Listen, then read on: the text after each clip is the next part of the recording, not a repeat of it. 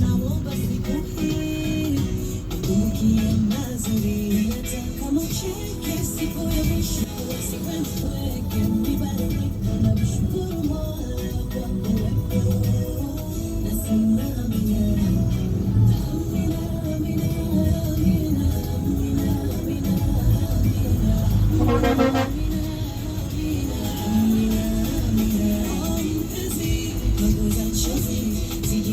Chuki wewe moyoni, hasira, hasara, yote ya Mwenyezi. Oh rafiki, punguza chozi, siku hizi nikichwa na swali, natazama sana kwenye